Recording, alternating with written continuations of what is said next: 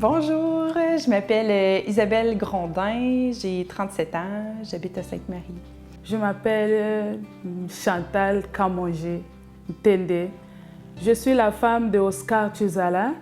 Je suis la mère de 5 enfants.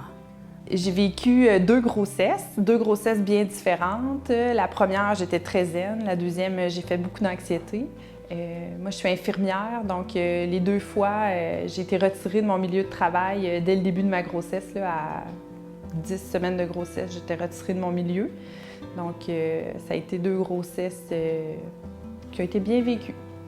Mon dernier enfant, j'ai eu ici, au Canada, à l'hôpital de Dieu de Lévis, le 21 avril 2020 de cette année. Il s'appelle bébé Jim Saka Tizala. Il est né le 21 avril de cette année.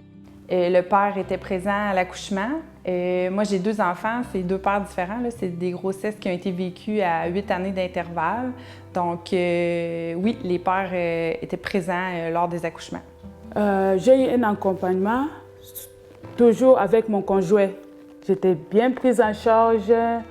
Il y avait une équipe vraiment qui m'a beaucoup aidée. Bien, dans le fond, c'est un rôle qui est de support. Je vais parler plus de la grossesse, la dernière grossesse que j'ai vécue. C'était vraiment, il était là 24 heures sur 24 pour moi.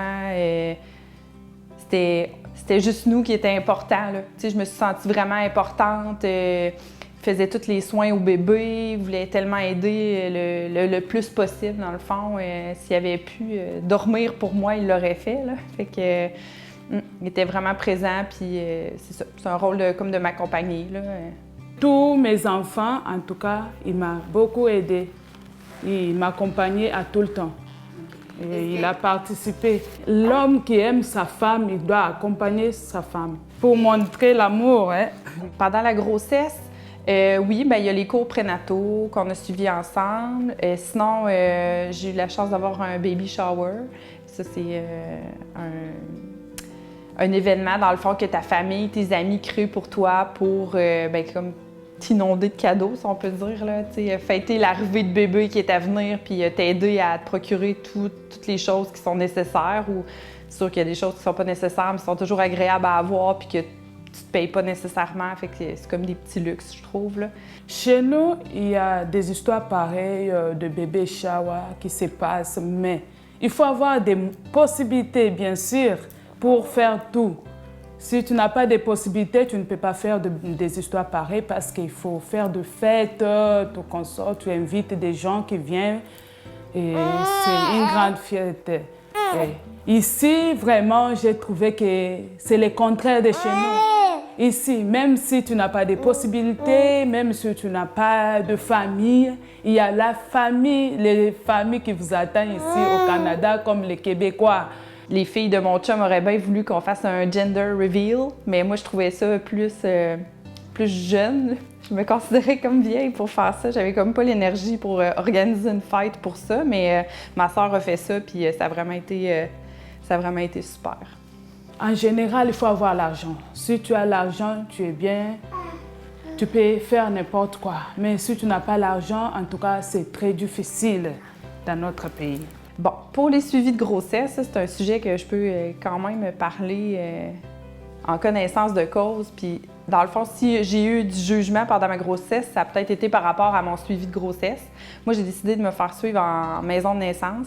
C'est pas tout le monde qui sont au courant qu'on peut avoir un suivi de grossesse en maison de naissance puis qu'on peut accoucher à domicile ou qu'on peut accoucher en maison de naissance. Parce que le plus accessible puis le plus connu, c'est les hôpitaux. En Amérique du Nord, c'est sûr que, là, je parle comme femme, là, pas comme infirmière. J'ai pas fait des recherches poussées à propos de ça, mais mon opinion là-dessus, c'est que en Amérique du Nord, on a beaucoup tendance à médicaliser les accouchements, les suivis de grossesse, faire peur aux femmes. Il peut arriver ci, il peut arriver ça, mais la plupart des accouchements puis des grossesses, c'est normal. Puis il n'y en a pas de complications.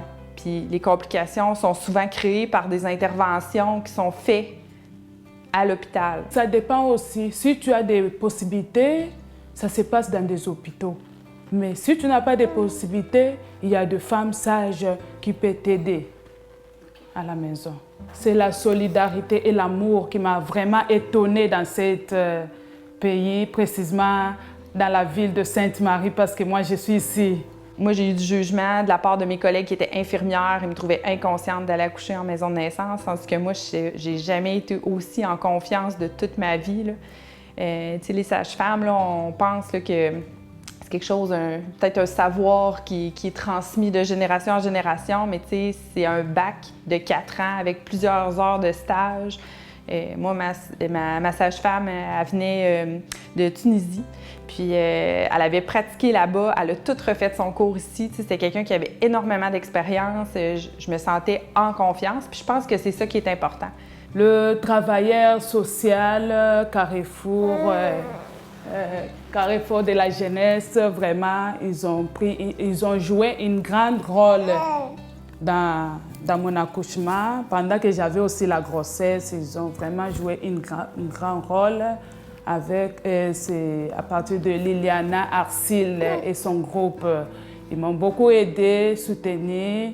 Dans la faiblesse que j'étais, ils étaient là toujours avec moi. Et il y avait l'infirmière qui venait, Manon, et il y avait un nutritionniste qui venait aussi, et puis la maison de la famille. Ils m'ont beaucoup aidé et tout le monde, les Québécois, ils venaient de partout. Ils m'ont beaucoup aidé ici dans la ville de Sainte-Marie. Les pédiatres. Au Québec, là, on n'a pas besoin d'être suivi, notre enfant n'a pas besoin d'être suivi par un pédiatre d'emblée s'il y a une croissance qui est normale et qu'il n'y a pas de problème de santé. Dans le temps, c'était ça, mais maintenant, ça a beaucoup changé. Les bébés sont suivis par les médecins de famille, par les infirmières de GMF, qui sont capables là, de suivre la croissance de ton bébé, relever s'il y a quelque chose qui est anormal. Est-ce qu'on a accès facilement? Oui puis non. Si on a déjà un médecin de famille, oui, le médecin de famille, souvent, il a suivi la grossesse aussi, donc il va être capable de suivre ton bébé. Sinon, tu peux faire la demande, là, appeler à la clinique, puis il y a une infirmière, puis ils vont le voir, ton bébé, là. On ne laissera pas un bébé... S'il y a une demande qui est faite par le parent, on ne laissera pas un bébé sans suivi, là. Mais tu sais, ce ne sera pas nécessairement par un pédiatre, mais est-ce qu'il y a besoin d'être vu par un pédiatre? Je ne penserais pas. Ici, après la naissance de mon bébé, Jim, j'ai eu des suivis. À la maison toujours, mais au pays, pour avoir l'infirmière à la maison, ça coûte beaucoup. Ça coûte beaucoup. L'allaitement. Moi, je trouvais ça très important, autant à ma première grossesse qu'à ma deuxième grossesse. Je trouvais ça très important, l'allaitement. J'étais vraiment préparée à ça. Moi, je m'attendais à... Il n'y avait aucun doute pour moi que j'allais allaiter. Puis finalement, j'ai rencontré beaucoup de problèmes pendant l'allaitement. Ma famille a été là pour me soutenir. Les conjoints aussi, c'est super important. Il faut que ton conjoint croie aussi, sinon ça ne peut pas fonctionner vraiment, je trouve. Là. Aussitôt, au moindre problème, c'est tentant là, d'aller donner un biberon pour suppléer. Mais tu sais, en même temps, ça l'a toujours fini en biberon, moi, parce que j'ai vraiment eu des problèmes. Mais je pense que c'est personnel à chacun, puis il faut s'écouter encore une fois, puis se faire confiance, puis être en confiance. Je pense que c'est ça la clé. Ils m'ont beaucoup aidé. Il y avait l'infirmière qui venait à la maison, la nutritionnisme qui venait à la maison. Donc, j'étais vraiment à l'aise.